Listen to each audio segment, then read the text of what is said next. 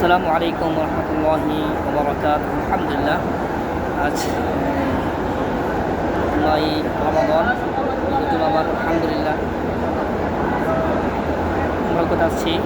আলহামদুলিল্লাহ প্রচুর পরিমাণের জ্যাম, মাশাআল্লাহ। আলহামদুলিল্লাহ বিশ্বের আনাচে আগত সম্মানিত মুসলিম কেরাম এবং কি হজযাত্রী, উমরা হজযাত্রী, মাশাআল্লাহ প্রচুর পরিমাণে। অনেকে জুমার নামাজ পড়তে আসছেন মক্কার আশেপাশ থেকে, নিচেও প্রচুর জ্যাম। আর যারা উমরা করতেছেন তফ সাই, এখানে প্রচুর পরিমাণ জ্যাম। প্রত্যেকটা সেক্টরে প্রচুর পরিমাণে লোকে রোকান্নক। আলহামদুলিল্লাহ যেটা বলতে চাচ্ছি হচ্ছে কি, আল্লাহ পাকের যেন সবার উমরাকে কবুল করেন, আমিন। তো অনেকবার করেছি আগে পরে, আলহামদুলিল্লাহ। তো আজকের উমরাটা মানে প্রচুর পরিমাণ লোকদের সাথে, আলহামদুলিল্লাহ। বিশেষ করে আমার নিজ জেলার অনেক লাইব্রেরিদের সাথে নিয়ে উমরা করতেছি, একটু শান্তি, ভালো লাগতেছে। আরেকটি কথা বলি, যারা জুলুম করেন, আত্মসাৎ করতেছেন টাকা পয়সা বা জুলুম করতেছেন, এই সাফার এখানে দাঁড়িয়ে দোয়া করবো তাদের জন্য। এটা সাফা, এখানে সেই সবার জন্য দোয়া করবো। যারা জালেম সম্প্রদায়, আল্লাহ পাক হয়তো তাদেরকে হেদায়েত দেন আর ধ্বংস করে দেন, আমিন। আর যারা মনে করতেছেন অন্যের টাকা মেনে দেবেন, ঠিক আছে, যেমন আমি আমারটা বলি, আমি অনেক কাছে টাকা পাবো। অনেকে মনে করতেছেন যে টাকা দিবেন না। ভাই, আপনি আমার ক্ষতি করতেছেন না, আপনি নিজের ক্ষতি নিজে করতেছেন। আপনি আমারটাকে মেনে দিয়ে আপনি ভাইবেন না আপনি সুখে শান্তি থাকবেন। যেটা বান্দার হক সেটা বান্দাকে পৌঁছায় দেন, ঠিক আছে, সেটা আমি হোক আর যেই হোক।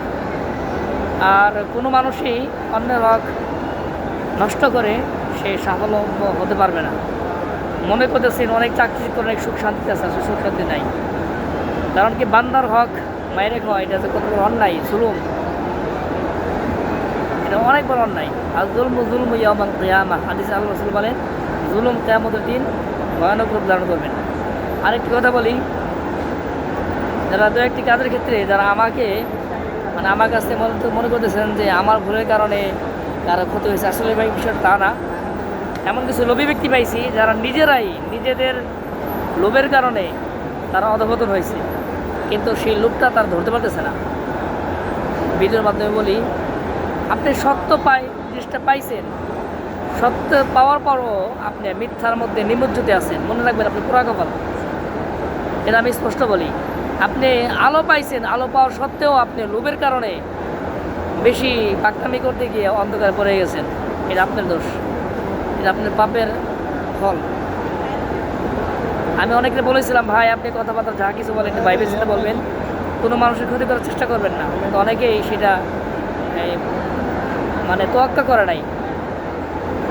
বান্দারা মানে যে যা করবে কামা তাদের তো দানো, যেমন কর্ম তেমন ফল, এটা সবার জন্য। আমি যদি খারাপ কিছু করে থাকি আমার হিসাব আমাকে দিতে হবে, আর আপনারা যারা খারাপ কিছু করবেন আপনাদের হিসাব আপনাকে দিতে হবে। এটা মনে রাখবেন সবসময়, কামা তাদের তো দানো, যেমন কর্ম তেমন ফল।